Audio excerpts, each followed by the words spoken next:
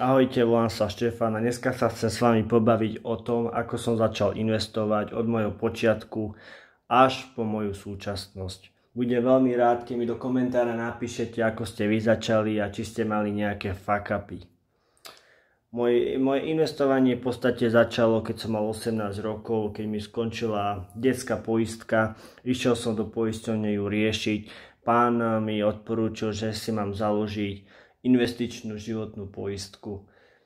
Mňa veľmi to nalákalo, hlavne to, že mi ponúkala aj nejakú prémiu, tak som si ju založil.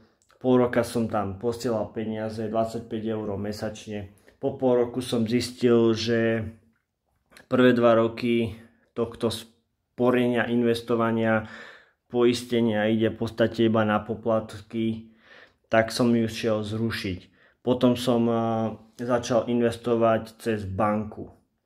Tam som si otvoril nejakých 5 fondov, bola tam nejaká Čína, India, Európa, potom tam bol nejaký rastový a ešte nejaký jeden.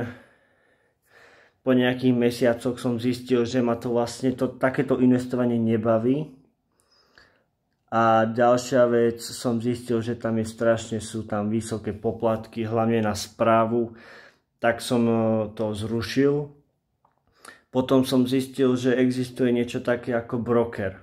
Tak som si založil účet na XTB a začal som tradovať zlato.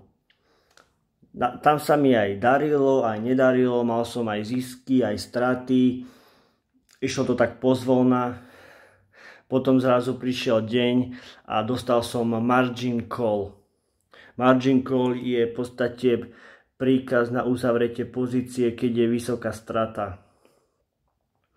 To ma nejako trošku psychicky zničilo, ale v podstate som pokračoval v tom ďalej. Zase som obchodoval zlato a zase som mal zisky, straty a potom zase prišiel nejaký margin call a zase a ďalší margin call.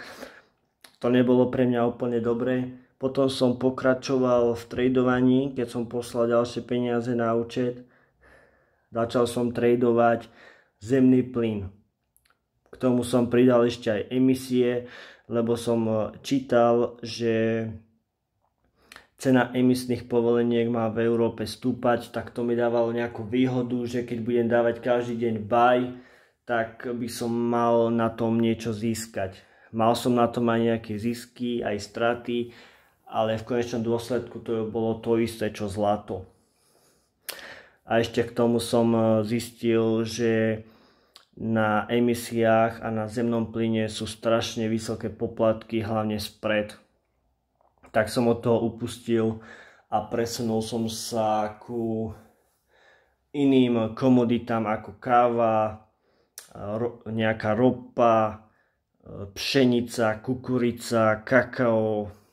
Začal som sledovať, ako sa tieto akcie komodity hýbu.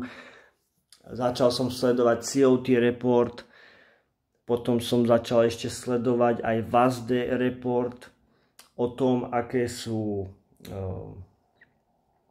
je dopyt, aká je ponuka,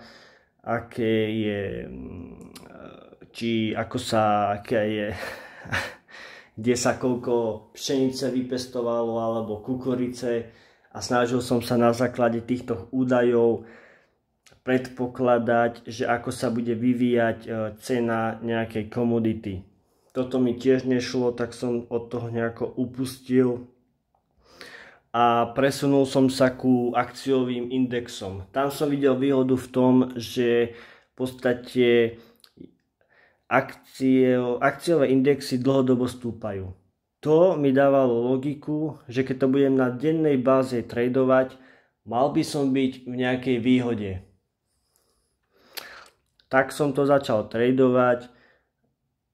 Zistil som, že v podstate to, že akciové indexy dlhodobo stúpajú, tak to nemá vplyv na to, že budem na tom úspešný, keď budem na dennej báze tradovať, lebo tam ide aj o ďalšie veci ako to, že indexy idú dlhodobo hore. Začal som potom na svojom investičnom účte pridávať jednotlivé akcie.